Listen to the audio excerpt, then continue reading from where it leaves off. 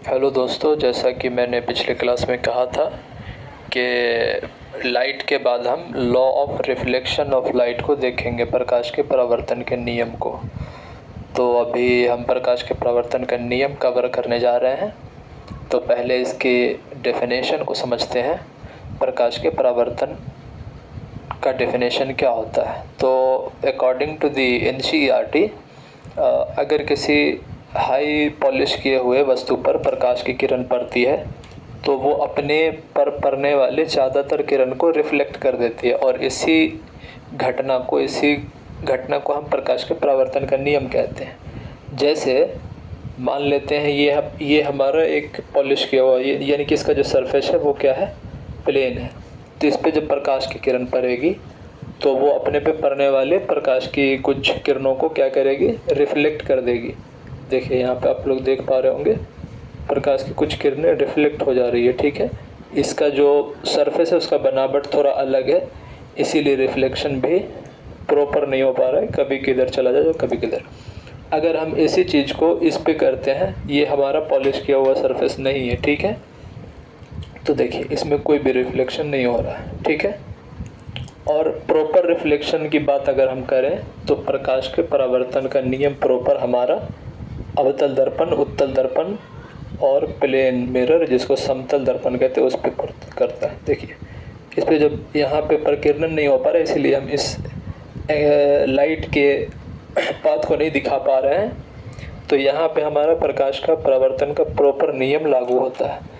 तो इसके नियम को समझते हैं। प्रकाश के परावर्तन का पहला नियम हमारा कहता है आपतन कोण परावर्तन कोण के बराबर होगा।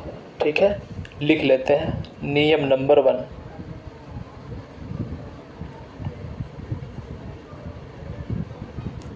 आपतन कोण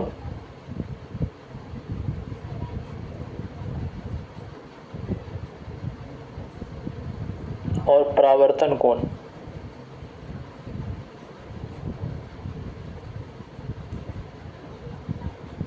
बराबर होगा।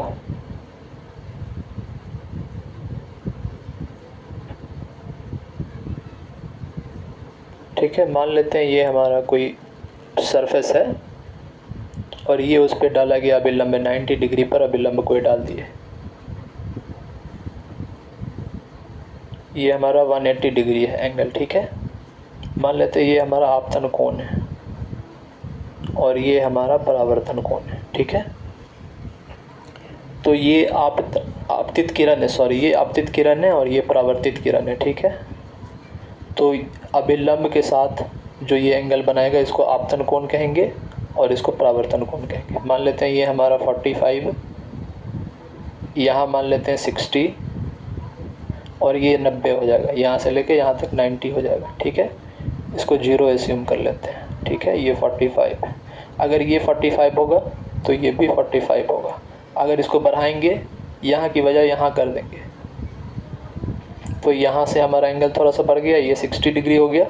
तो अब ये जो किरण होगी ये भी 60 डिग्री से ही जाएगी, यानी कि अब ये 45 की जगह कितना हो जाएगा, 60 डिग्री होगा। ये पहला नियम है। ठीक है, दूसरा नियम हमारा कहता है आपतित किरण और परावर्तित किरण और दर्पण पर डाला गया अभिलंब। नियम नंबर 2 हमारा क्या कहता है,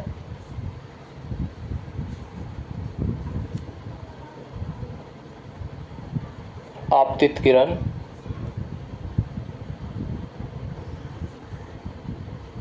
परावर्तित किरण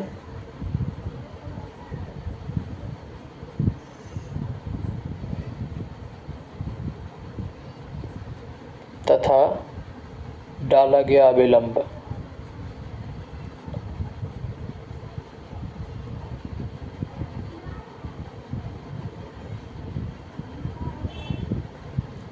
एक ही समतल में होंगे, एक ही समतल में होंगे। यानी कि जो आपतित किरण है और जो परावर्तित किरण है और उस पर जो डाला गया अभिलंब है वो सब क्या होंगे, एक ही तल में होंगे। मान लेते हैं ये हमारा मिरर है। ठीक है, प्लेन मिरर है, समतल दर्पण है। ठीक है,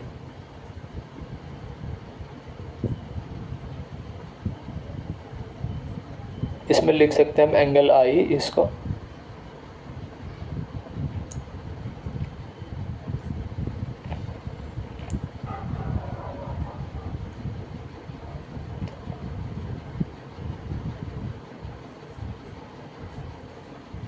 और ये आपतित किरण है, ये परावर्तित किरण है, ये हमारा अभिलंब है।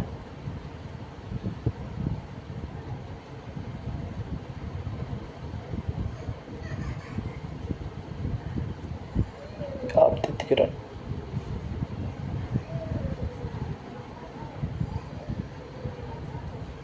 ये हमारा परावर्तित किरण है।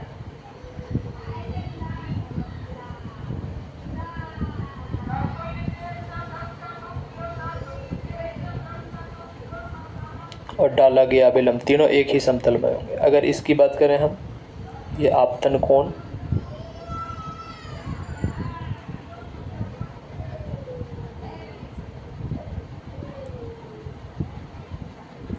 ये परावर्तन कोण, इसको आई से डिनोट करते हैं, इसको आर से।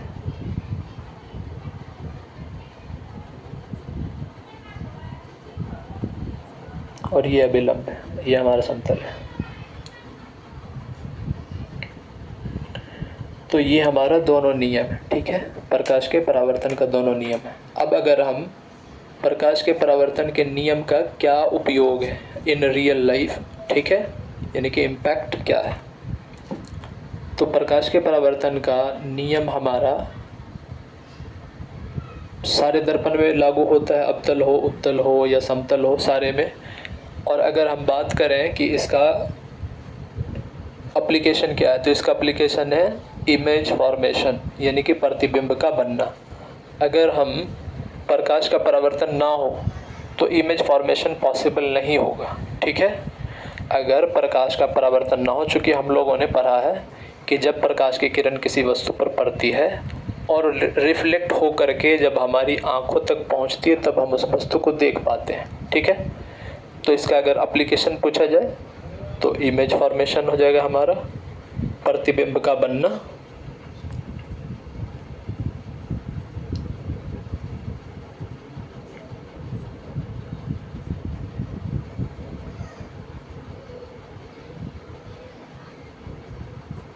दूसरा, अगर हम बात करेंगे कि प्रकाश के परावर्तन का और क्या उपयोग है, तो हम लोगों ने सोलर कुकर के बारे में सुना होगा। सोलर कुकर में हम लोग इसी प्रकाश के परावर्तन के नियम का उपयोग करते हैं। सोलर कुकर लिख सकते हैं या सौर कुकर।